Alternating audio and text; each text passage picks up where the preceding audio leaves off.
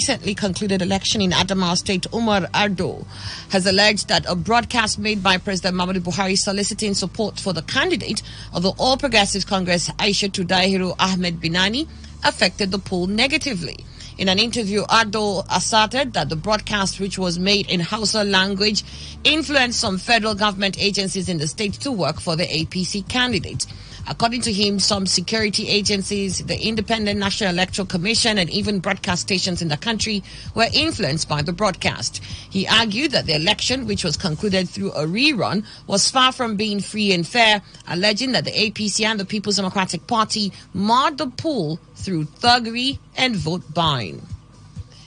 There are concerns over a looming nationwide blackout as the federal government says it has commenced the disconnection of some power companies from the national grid over non-adherence to the electricity market rules.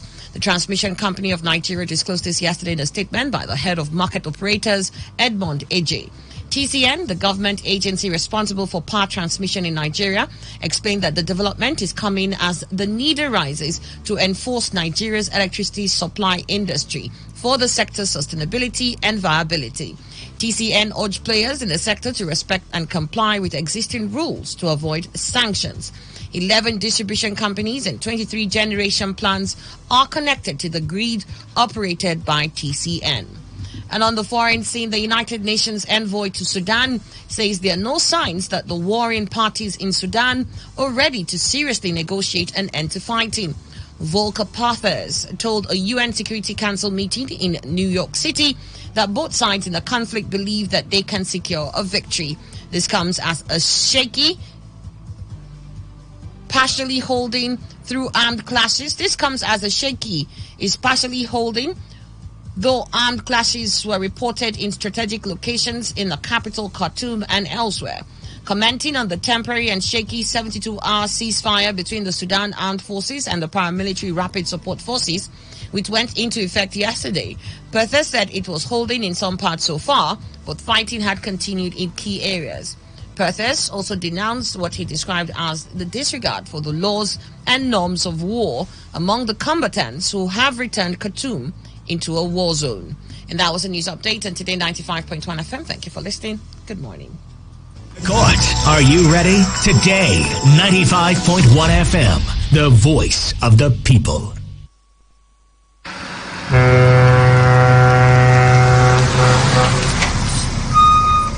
Officer, take. Officer, give me number. No time. Ma, they match am, they go. What? You driving the officer of the law? You're under arrest.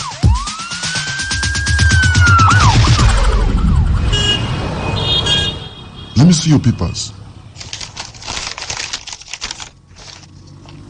You can go. They're in order. Drive safe, okay? I don't understand though. No be the same country again. Officer reject bribe. They arrested me yesterday. That yesterday, I go do my papers. See as I pass now. I pass without fear. You too, make you do wetin dey right. For we country to better, it is for we hand. If you like, do like say you know hear am. To give or to take bribe, now offense. No, I don't hear am, Abi. You hear am too, Abi. you hear am well. They themselves, they hear am. Now the voice of the people. Now him bring this message give me. Today 95.1 FM. Now we be the voice of the people.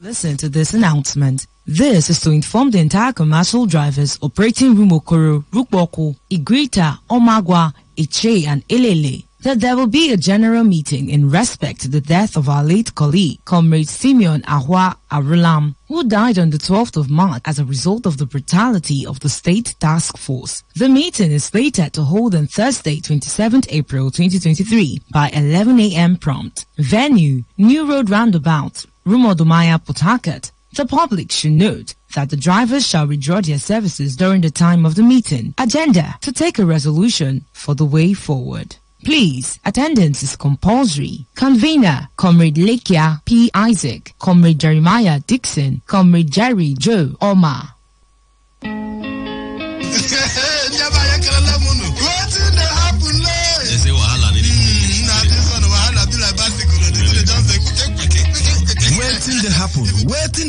Waiting they happen. Now for today 95.1 FM, 5 p.m. Monday to Friday, bomb quem. Now here you go here, waiting they happen for Niger and Obodo the world. Now that time where we they bring you Ogbonga story them, where go shock you. You go wonder say a person do like this. Now so we they bring them come give you acid the hot. Now where would they find way to sweep this house? They don't run. You go to their blood, they jabba. You say this one. No worry.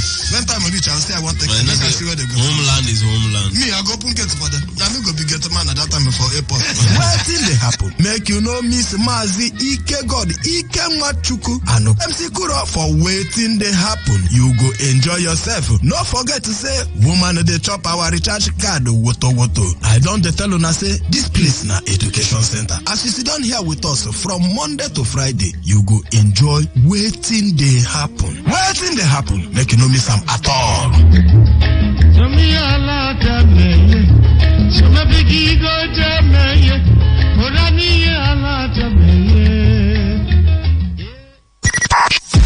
95.1 FM, voice of the people. And we're back.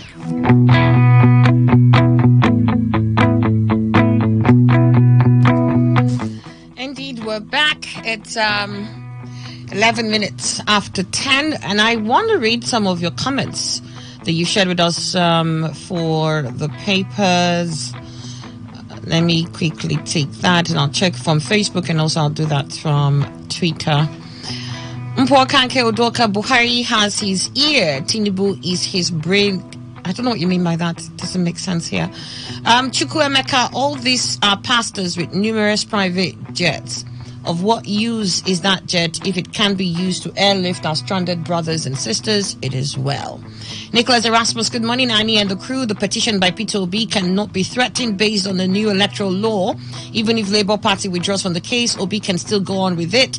However, I blame Julius Sabure for not having stepped aside after the court order like IU did. I see the drivers of the NWC of Labour Party to be inexperienced in politics. Also, let Peter Obi, as the leader of the party, do well to resolve all pending issues in the party. Benue government laments killings, seeks intervention from international community. It is so sad and disheartening to hear the unfortunate news of how innocent Nigerians are being kidnapped and killed every day in Nigeria. For me, they have further justified the fact that government at all levels have failed Nigerians. May God Almighty continue to protect us in this country, since the government have failed woefully in its primary duties of protecting lives and properties. Amity Prince, Buhari's distasteful foreign medical trips, Horiwa tells Tinubu. But Buhari said it in clear terms that he will continue where Buhari stopped. If Buhari's travel for checkup once a month, he will travel twice a month. Buhari sell fuel for 250 naira, he will be selling it at 700. Says failure and hardship looming for the next 4 years. Pokanke Odoka, evaluation begins as the release of 150 million buses. Okay, wait 1 minute, you were here.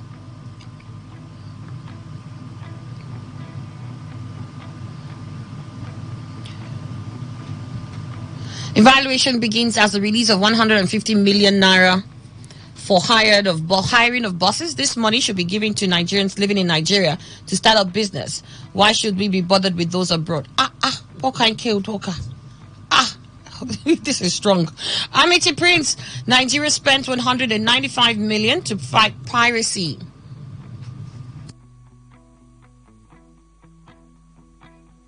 Nigeria spent 195 million to fight piracy in the Gulf of Guinea in 2021, according to Buhari. Another ghost and cooked figures that had not been spent, like school feeding program. Also, tell us what the people did with Abata's returned money and all other monies that EFCC had recovered for the past 7 years that you were in charge. Pokanke, PDP, OB case threatened as Labour Party factions fight dirty. And you remember, before the Labour Party primary, they had almost 4 candidates after the primary from the same region. Before others later stepped down for OB after This was always coming. Ayo Henry Rule, you claim you love a party and are legitimate national chairman, so why are you going around asking the courts to withdraw and discontinue cases in court that could give your party victory? Someone, please help me understand this logic. Amity Prince, how PDP will help Tinubu win second term in 2027 when he does not even start first term yet? You're telling us how he will win second term. Also, tell us how he will stop insecurity and high cost of living, then give us steady power supply, which no government has been able to do for 23 years of democracy. Hector D. Christopher, you're replicating Buhari's distasteful foreign medical trips. Horiwa tells Tinubu. He says, I think if the president-elect has started taking trips for rest, leave after election, it means he will go for rest leave after the swearing-in ceremony on May 29th. The people who can rest for just waking up from sleep. Maybe the outgoing Buhari is a traveling president, while the incoming Tinubu will be a resting president. Eberenj Nonye up Jesus, good morning to you all. Let the truth be told, both NSCDC, Army, Police, and other security agents are all involved in oil theft. My country people, not the same people. Enwere Medina, good morning, Annie. Benue government laments killing, 6 intervention from international community, and Buhari is begging for forgiveness. Can Benue people, Plateau, Kaduna, Zamfara farmers, and those people that died of hunger, and those people who lost their jobs and businesses accept the apology of Mr. President? He failed us. Pools, Peter Obi's case threatened as LP factions fight dirty. He says, Enwere Medina says, I'm not surprised. I always tell people that tribalism is a determinant factor in whatever a core Nigerian does. As for me, this is purely political tribalism. Ugochukwu Okwi, NSCDC reiterates commitments to combating illegal oil bunkering in rivers. He says this is tales from Jankara Market. Peter Obi's case threatened as Labour Party fights dirty. He says even a blind man can see that this is the handiwork of APC, but it is dead on arrival. Such an evil joke from the party. And then we've got this finally from Adi Oji Okiosisi. Peter Obi's case threatened that Labour Party factions fight dirty. He says it's politically motivated by political enemies.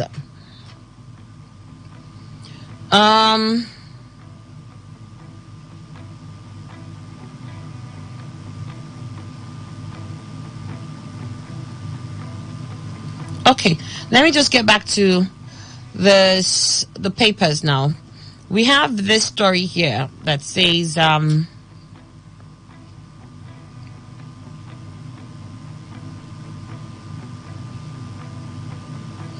Adamu APC leaders visit Tinubu, considering South for Senate presidency and Northwest for speaker. It says here that the national chairman of the All Progressive Congress, Senator Abdullahi Adamu, and other prominent party leaders yesterday visited the president-elect Bola Tinubu, who returned to the country on Monday after a month stay in France. Tinubu had gone to take a rest after an exhausting presidential campaign. Other APC leaders on the national chairman's entourage during the visit included the Speaker of the House of Reps, Honorable Femi Bajabiamila, Ekiti State Governor Biodun Oyebanji, Senators Godwill Akpabio, Jibrin Barao, Olamileka Adeola, Opeyemi Bamidele, Ima Boacha, Tokumbo Abiru, and Honorable James Faleke. Indications, however, emerged from the visit that the party leadership might have decided on the zoning formula for the 10th National Assembly leadership, with the South allegedly penciled in for Senate president, while the Northwest is being considered for speakership. Although details of the development are yet to be made public or concluded, as discussions are still ongoing, there were other interests said to be pushing the North Central for speakership based on their support during the presidential poll. The visit to the president-elect had come amid uncertainty over the contest for principal officers of the incoming 10th National Assembly, the APC National Working Committee, NWC, appeared helpless in the face of unwidely number of aspirants jostling for the National Assembly leadership positions. But it seemed the party had begun to make a headway with a purported agreement to zone the two most important offices, the Senate presidency and speakership, to the South-South and Northwest, respectively. Meanwhile, the presidential candidate of Hope Democratic Party in the 2019 general elections, Chief Ambrose Owuru, yesterday filed a fresh suit at the Court of Appeal Abuja against the swearing-in of President-elect some 33 days to May 29th handover date. That was as the United States Department of Interior, through the National Park Services, granted the request of protesters under the Coalition of Nigerian Organizations in Americas to demonstrate against the allegedly flawed conduct of the February 25th presidential election in Nigeria. Tinubu's return to Nigeria from France on Monday after a month's rest of his inauguration on May 29th. Adamu too had been out of the country for about 2 weeks, but resumed at the National Secretariat of APC yesterday before heading to Tinubu's house in Asokoro. And I like how these people can just, up and leave the country and come back in. It's a lifestyle that I admire a lot. I cannot lie. In politics. I will find other means to have money to make me travel like that. But then, let's get to it. Emmanuel, if they do get to zone it to the South, yes, is it Akpabio? Well, I think he's the only one that is fronting to become the Senate president in the South. Because, Oji is Southeast. Yes, Southeast Oji and all that. But at least completely they are out of the picture. They are talking about the South. Because we also have Umahi. Yeah, Umahi is in the Southeast. Oh, it's Southeast, it's true. Umahi is Southeast. So South. It may be hovering around Akpabio. It might be Akpabio, because I'm thinking who else is an APC from the South?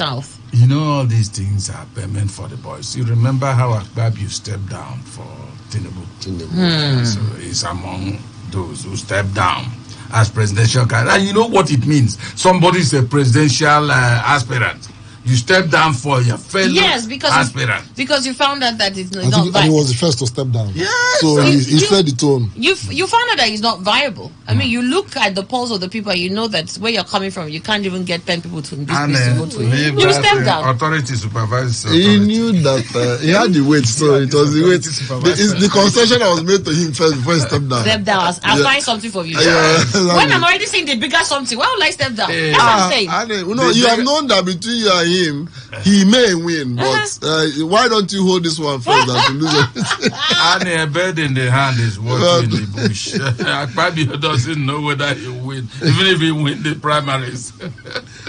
But Akpabio will have found his political journey. If he does become Senate president, his political journey had its twists and turns. Because I remember, because of the fact that he was running for the presidency under the APC, he wasn't part of the first primaries for senator. They had to go back again and redo it, and there were issues in Akwa Ibom over that matter. This matter one of those that gave Supreme Court the question mark. Yes. He later pulled through the issues. Oh dear. Maybe he's having 7 lives at Tinubu, as they're saying it's 9 lives. All right, Comrade Ruben Izu Jr., do you think this is going to work if the party says we're zoning? Because I heard that even though the party was saying zoning, that there were political players who are saying they're not going to work with the zoning, that everybody should go ahead and stage who they want to and get the votes they want. I think definitely they will zone. I think I listened to Alain Dume carefully, who is a stakeholder of the party, the ruling party, and he made mention of that. But where he also touches me, which I think is right, is the extent at which the current 10th assembly is formatted is going to be difficult, because we've not had this before, ab initio 1999. If even till this morning I was listening to someone, he reiterated this, which is my worry. If what happened that Ike Ekweremadu, it was zoned, but yet Ike Ekweremadu and Bukola Saraki emerged from the proceedings of the House on that day. Now, if that could happen, my fear is now we have the minority coming together to form majority. Now, they are already lobbying. But the fact remains here.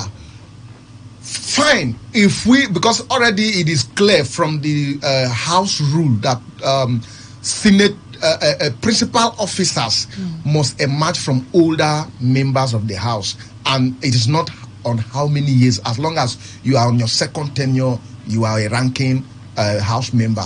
Now, if we look at it being ordinarily with conscience, the president-elect is from the southwest. The vice president-elect is from the northeast, I think. Yes. Now, ordinarily, it is now boiling down to the Speaker of the House of Reps and the Senate President. And if you look at it keenly, from the Senate President, where the battle has actually surfaced, Orji Zokalo is a ranking member from the southeast, but I think he has so many issues when it comes to being a public officer. Like I think Ohaneze Indigo was saying, was it not last week, that he has so many court issues that as I'm fine, an ex-convict and all the rest. Then for Akpabio is also a ranking senator. He has been there before, he has the experience, but the truth is they are looking at the southeast. That is where the real contention is coming from. Akpabio is just a sole ranking senator from the south. So I don't know how they are going to do that. What I heard recently was the Senate bending or averting the House rule. Some persons are campaigning for Dave Omai, that some Indibos are saying that the Senate should jettison on the House rule to ensure that somebody credible should emerge, and they are looking for Dave Omai. But I am very much certain that the lobbying will be very intensive. But my fear is this: a winner takes it all, like we have seen in the previous 8th and 9th assembly. So the minorities that are currently constituting the majority in the House, we have seen what is already happening. I have heard one or two feelers that they are not going to be splitted to support individuals from the PDP and then from the APC. They want to have a block minority and decide who to vote for. So I think for the first time, Nigerians will have a very unique proceedings in the National Assembly towards electing principal officers, and it will be very interesting for me. I want to follow up. You know, the Bukola Saraki Ikweremadu's election, we followed up, and I saw how Nigerians were glued to their televisions, watching via their phones to see what happens. And I'm very much certain this one will be much more interesting. It's beyond even the ruling party, APC. As we speak now, the APC cannot even tell you how to produce the principal officers from the National Assembly. They can't beat their chest currently as we speak.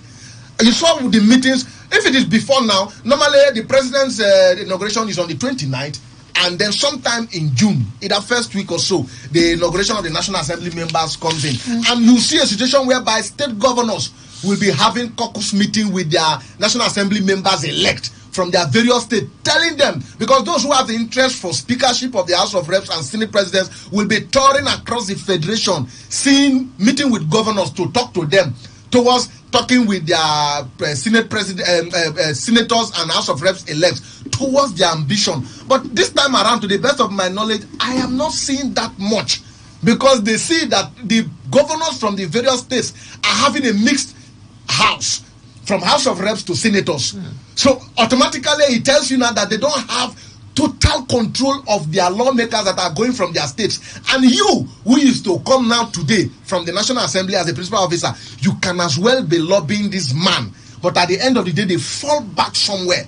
So I know it is going to be interesting. So let no one be deceived that a majority will do. Much more drama than what happened in Ekweremadu's tenure will happen this time. All right. What are your thoughts there? Opakadokobo? Incidentally, I don't see any drama happening. Watch. Incidentally, I don't see it. APC, all the APC needs to do is to agree on a particular candidate. The moment that party is able to agree, the rest will be like a walk in the park. A lot of the opposition, I don't see them forming that kind of block the way it is going to be. Such, I mean, the way some people are envisaging that it's going to be such that they will now form minority majority. It's not. I don't see that happening. It's not the kind of politicians that we have. Not the kind of parties that don't even have ideologies, as it were. So under what are they really coming together to do? What, to what end? So among the opposition parties now, which one would they say, okay, this is the one that will project from which party? That agreement will never come.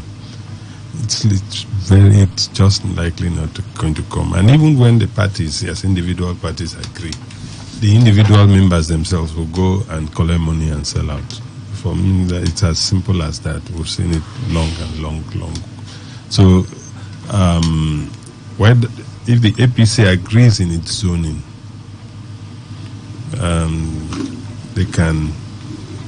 It all depends on the APC. If they are able to put their acts together, whatever they want, they can get.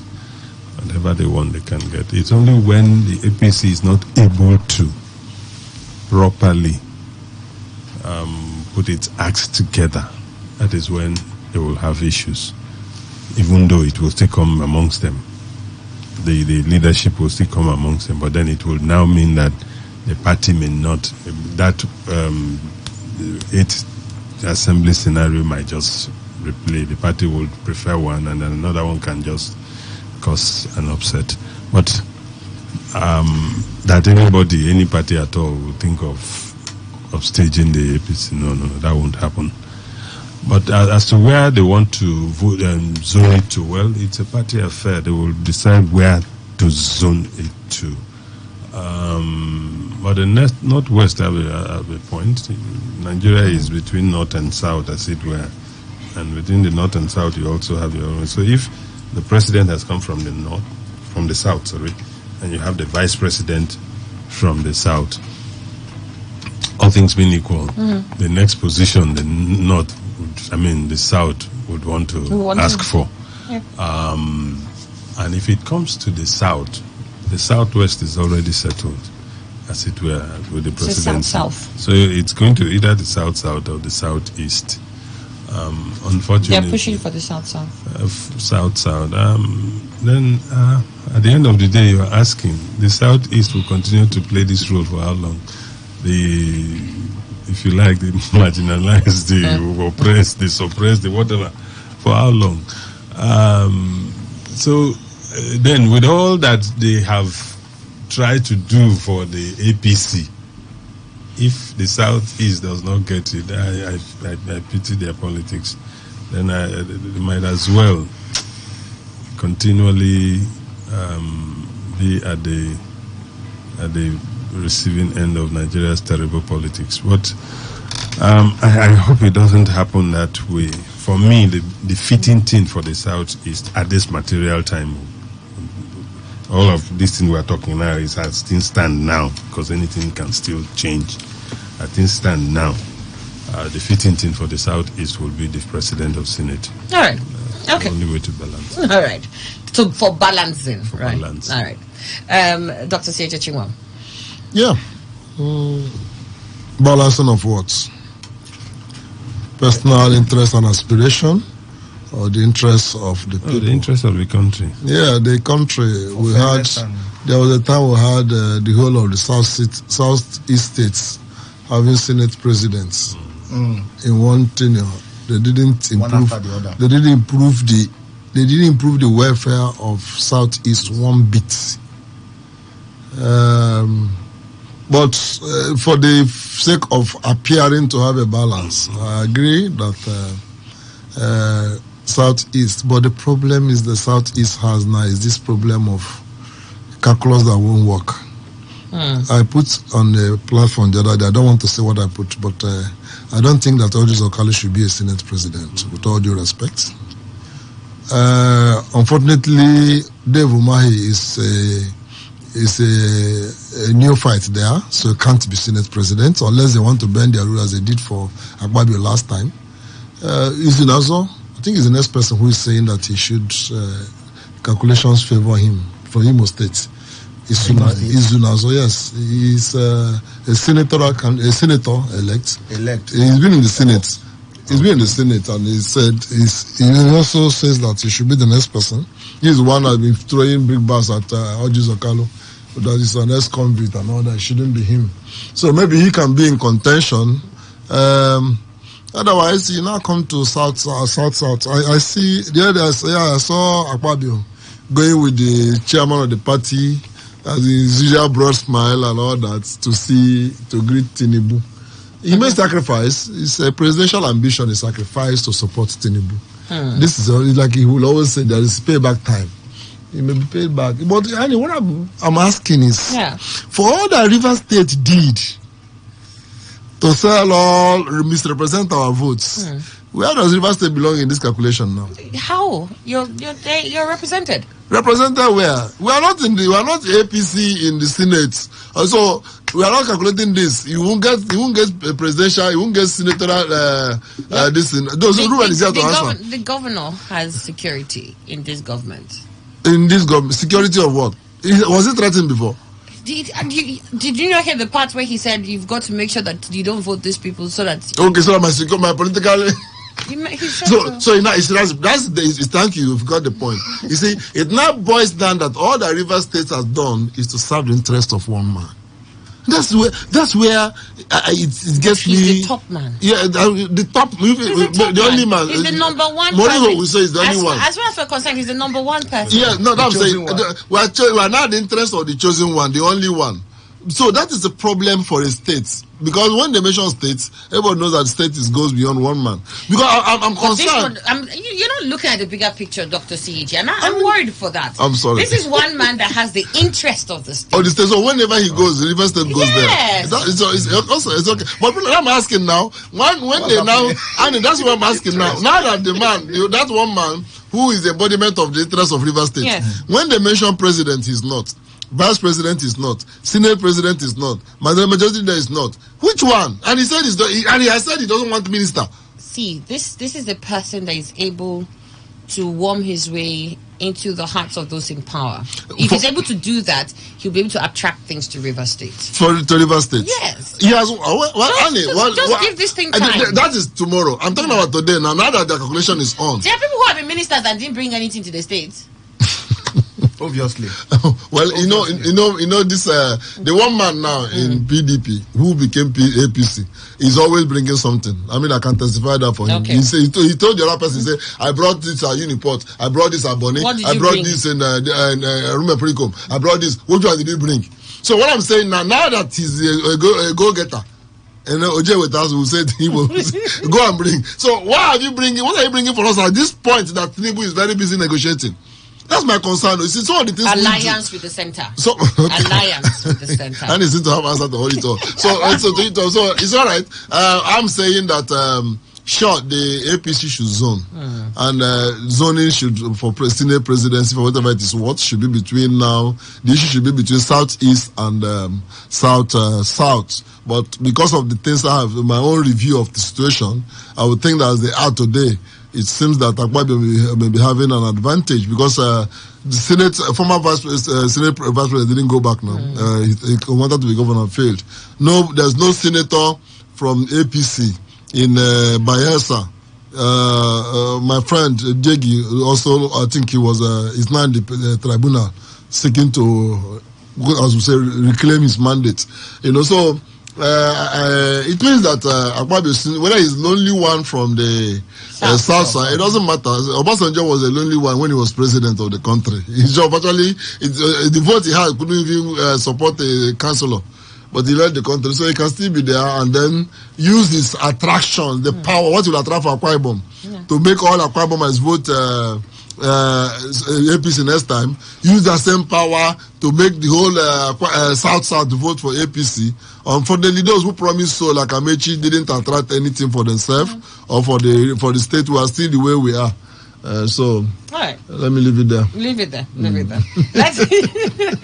Let's get on to this here. This year has NDDC US firm seal $15 billion deal. The deal is to see the construction of a mega rail line connecting Niger Delta states. Niger Delta Development Commission has signed a memorandum of understanding worth over $15 billion with Atlanta Global Resources Incorporated, an infrastructure project financing firm based in Georgia, United States of America. The deal is for the construction of a mega rail line that will connect the 9 states that make up the NDDC and ease the infrastructure deficit in the oil-rich Niger Delta. The two parties signed the MOU yesterday in Lagos at a one-day NDDC PPP 2023 summit with the theme Rewind to Rebirth, building a sustainable future through public-private partnership for progress in the Niger Delta. NDDC Managing Director Chief Samuel Ogboku said the deal with the American company was history in the making. Ogboku added that it was the first harvest of the PPP approach. He stated, I think this is history in the making. As part of our first harvest of the PPP, we can see that this ceremony is to showcase other benefits that will come thereafter. Some of the dignitaries who spoke at the occasion included Minister of Niger Delta Affairs Umana Okon Umana, Ogboku, Chief Executive Officer of Atlanta Global Resources Incorporated, Mr. Tony Ekpele, and Executive Secretary, Nigerian Content Development and Monitoring Board, Mr. Simbi Wabote.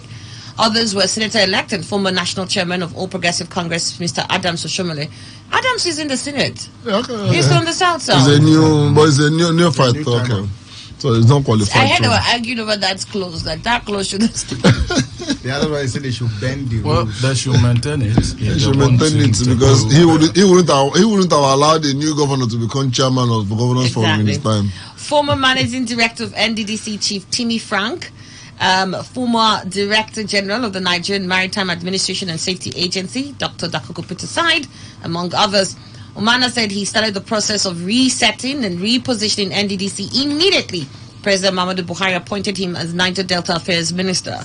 He declared that he inherited a messy situation at NDDC and received over 1,000 messages about pending payments for contracts. After understanding the things that went wrong in the commission, Umana said he gave a commitment to the president as well as stakeholders that he will change the story of the interventionist agency. The minister said the ministry and the commission were now on the right track, towards achieving the badly needed development and progress in the Niger Delta. Recounting how past leaderships of NDDC allowed politics to come in the way of the commission's mandates in projects, Umana warned the new managing director of the commission to perish any possible political ambition while in office. All right, let's leave it there. But it's a rather ambitious move by the NDDC. Umana says, well, since he came on board, he was seeking to reposition the NDDC. And I guess this is one of the directions which he had pushed the NDDC towards. With this PPP, they will be constructing railway lines amongst the 9 NDDC or Niger Delta states. Let's put it that way, the Niger Delta states. Emmanuel, what do you think about this? It's a project of $15 billion. You see, Annie, it's always a promise. When whoever has the opportunity will organize a roundtable to make promises, dish them out fantastically. I think that's what Omana is doing. Rather, is it Omana that is doing that? Yeah, okay. He is the Minister for Niger Delta Affairs. He inherited, according to him, a messy situation, of course, midwife by his brother, Akpabio. So it wasn't another person. And they repeated, they chose him also to come and replace your brother. Maybe you can make that messy situation not messy again. But Nigerian system is such that after promises, Are we going to realize that? Well, this is not promise. I mean, since they're signing it, and with it being a PPP, that means it's a partnership with. I think that whatever it means is that they can build. I don't know. I don't have the details. Good. Whether it's build, run, and handover, or you're bringing in some percentage, and then we establish the building. But I'm interested to see that they have a partnership that has this foreign company coming in. At least to some extent, there'll be a need to deliver on something. That's how I see it. Why I call this thing promises? Yes, they would have said. You heard when we read the thing Abike Dabire is doing with these people. They said they've hired 40 buses, and they've paid direct from the central bank. What did you do with the 10? Was it 40 buses or 50? Okay, I think 40. All right, it's 40. Yes. So they said they've paid already, but they refuse to tell us. The truth is that a lot of things are said. Everything has been tidied up, no loose ends. But are we going to see them, or have we been seeing some? Some, of course, we see. Others we don't. So let's see, Omana, a step in the right direction if it will be realized. If it will be realized as stated. That's why I say it's a promise, because for me, who is not amongst them, I don't know what they are doing. I'm hearing this and it sounds sweet to my ears. But a lot of things that sound sweet to ears sometimes will sound also very sour or bitter to that same ear when not realized. You remember exactly what, if you ask me what Akpabio did in NDDC, I don't know. Controversies upon controversies. But it was the same minister of Niger Delta affair. And since they refused to remove it from there, they still say it must be with the NDDC. NDDC must be with Niger Delta Ministry. Let us see whether Mana will do better now. For me, saying will be believing. All right, okay, Mano. What are your thoughts? Why are you blinking so fast? You okay, comrade? Very much. Okay. All right then. Well, they say sometimes when you want to be discouraged, they say when something sounds too nice to be good, then you know it cannot be good, it cannot be work. But looking at the ways this current NDDC board led by Ibuku has actually, I've watched a little bit of his tour across the Niger Delta. The last, I think, was when he visited the Okreka waterfront.